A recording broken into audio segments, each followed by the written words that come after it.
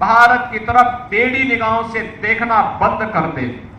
और यह 1971 के युद्ध में, 1965 के युद्ध में और अन्य युद्धों में भारत के बहादुर जवानों ने करके दिखाया। कारगिल सामरिक दृष्टि से अत्यंत दुरूह क्षेत्र था। दुश्मन पहाड़ी के ऊपर था। भारत के जवान की जो एक जोड़ने वाली रेखा थी, उसी को मार्ग को उन्होंने अवरुद्ध करने का कुत्सित प्रयास दुश्मनों ने किया था। लेकिन विपरीत परिस्थितियों का सामना करते हुए भारत का बहादुर जवान पुनः उन स्थितियों को अपने नियंत्रण में लेते हुए कारगिल पर विजय प्राप्त करने में सफल हुआ। और आज ही के दिन तत्कालीन प्रधानमंत्री सदैव अटल बिहारी वाजपेयी जी ने कारगिल विजय की घोषणा करके दुनिया के सामने भारत के उस जवानों के शौर्य और पराक्रम का लोहा भी मनवाया था। बहनों और भाइयों, हर भारतवासी अपने बहादुर जवानों की शौर्य गाथा पर गौरव की अनुभूति करता है। आज का यह अवसर है जब हम आदरणीय प्रधानमंत्री जी के पंच प्रण के उन संकल्पों के साथ जुड़ करके कि जो भी मातृभूमि के लिए अपना योगदान देगा, सीमा की सुरक्षा हो, आंतरिक सुरक्षा हो, कानून व्यवस्था और प्रत्येक नागरिक को सुरक्षा प्रदान करने की जिम्मेदारी सेना, अर्धसेना या पुलिस बल के उन जवानों का जो पूरी ईमानदारी के साथ, पूरी तत्परता के साथ अपने कर्तव्यों का निर्वहन करते हुए अपना कार्य कर रहे हैं, उन्हें उतना ही संबल देने के लिए सरकार भी और हर भारतवासी भी अपने आप को प्रतिबद्ध पाता है। आज इसी का परिणाम है कि 1999 के बाद भारत ने अपने यहां जो स्थिति पैदा की, सीमाओं की सुरक्षा से लेकर के आंतरिक सुरक्षा को लेकर के, आज उसका परिणाम हमारे सामने है कि शांति और सौहार्दपूर्ण वातावरण जब किसी देश के अंदर बनता है तो वातावरण उसकी समृद्धि का मार्ग भी प्रशस्त करता है। प्रधानमंत्री मोदी जी के नेतृत्व में यह देश जब आजादी के अमृत काल में प्रवेश किया है तो अमृत काल के अंदर विकसित भारत की संकल्पनाओं को आगे बढ़ाने के लिए स्वर से ऊपर उठ करके हम देश के लिए समर्पित भाव के साथ कार्य कर रहे हैं। मेरा और तेरे के भाव को समाप्त करते हुए देश सर्वोपरि है, पहले देश का हित और फिर कुछ और, इस भाव के साथ कार्य करने का यह संकल्प ही है जो आज भारत को दुनिया की एक बड़ी ताकत के रूप में स्थापित कर रहा है। आजादी के अमृत काल में भारत दुनिया की 5वीं बड़ी अर्थव्यवस्था बना है और कोई कारण नहीं, अगले 3 वर्ष में भारत दुनिया की 3री बड़ी अर्थव्यवस्था बनेगा। और 3री बड़ी अर्थव्यवस्था बनने का मतलब समृद्धि के नित नए सोपान को स्थापित करने हुए हर एक क्षेत्र में आत्मनिर्भरता का लक्ष्य प्राप्त करने का जो संकल्प है, उस संकल्प को आज चरितार्थ किया जा रहा है।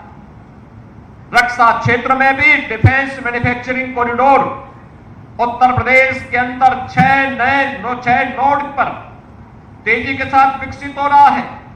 यह भारत की रक्षा क्षेत्र में आत्मनिर्भरता का एक नया उदाहरण प्रस्तुत कर रहा है। विकास और नगर निगम लखनऊ के द्वारा आयोजित आज के इस कारगिल विजय दिवस के अवसर पर मुझे सैनिकों को, पूर्व सैनिकों को, वीर परिवार के सदस्यों को सम्मानित करने का अवसर प्राप्त हुआ है। आज जिन्हें यहां पर सम्मानित किया है, कैप्टन मनोज पांडे, के परिवार के सदस्य, उनके पूज्य पिता श्री गोपीचंद पांडे जी, लांस नायक केवलानंद द्विवेदी जी के उपस्थिति में उनकी यहां पर पत्नी श्रीमती कमला देवी जी को, राइफलमैन सुनील जंग, उनकी बहन श्रीमती सुनीता, उनको आज यहां सम्मानित किया गया। और मेजर रितेश शर्मा के पूज्य पिता श्री सत्य प्रकाश शर्मा जी को यहां पर आज सम्मानित करने का मुझे अवसर प्राप्त हुआ। हम सब जानते हैं कि 2017 में प्रदेश में सरकार बनने के बाद हम लोगों ने राज्य सरकार की ओर से भी उन वीर परिवारों को राज्य सरकार के स्तर पर भी सहयोग करने का निर्णय लिया। यह सच है कि जिन लोगों ने अपना बलिदान मातृभूमि के लिए किया है, उसकी कोई तुलना नहीं हो सकती। देश के लिए, मातृभूमि के लिए स्वयं का बलिदान सर्वोच्च त्याग है। लेकिन अगर हम भी उन परिवारों का संबल बनकर के खड़ा हो सके तो यह आने वाली पीढ़ी के लिए एक नई प्रेरणा खड़ी हो सकती है। और उसी दिशा से राज्य सरकार ने तय किया कि जो परिवार देश की सीमा की सुरक्षा करते हुए, जो जवान देश की आंतरिक सुरक्षा और कानून व्यवस्था की स्थिति को बनाए रखने के लिए अपने आप को समर्पित करेगा, उन वीर जवानों के परिवारों के लिए शहीद होने पर राज्य सरकार 50 लाख रुपए की आर्थिक मदद अपनी ओर से करेगी।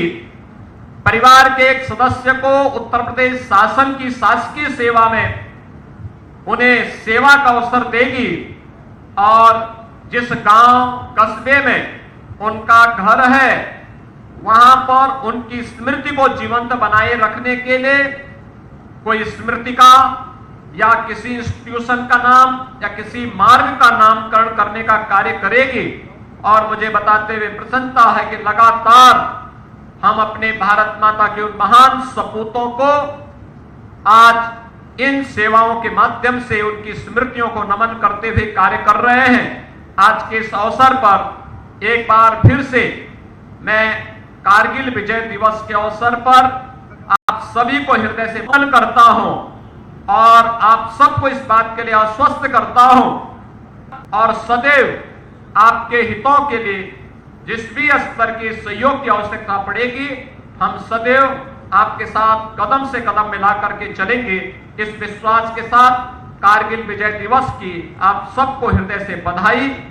सभी वीर परिवारों को मेरी मंगलमय शुभकामनाएं। धन्यवाद। जय हिंद। मुख्यमंत्री योगी आदित्यनाथ को आप सुन रहे थे, जो कि सैनिकों के परिजनों को सम्मानित करने के लिए पहुंचे हैं कार्यक्रम में, और साथ ही उन्होंने परिवारों को सम्मानित भी किया और कहा कि हर मुश्किल घड़ी में सरकार आपके साथ में खड़ी है। और साथ ही इस विजय दिवस की सभी को मुख्यमंत्री ने बधाई भी दी। तो तस्वीरें आपको दिखा रहे हैं, करगिल के वीर योद्धाओं के परिवार वालों से मुलाकात कर रहे थे मुख्यमंत्री योगी आदित्यनाथ, और साथ ही उन्होंने संबोधित भी किया और उन योद्धाओं को नमन किया, उन्हें श्रद्धांजलि दी जिन्होंने करगिल में अपनी जान गंवाकर देश की रक्षा की थी और साथ ही देश के लिए अपना बलिदान दिया। तो ये 3 तस्वीरें आपको दिखा रहे हैं।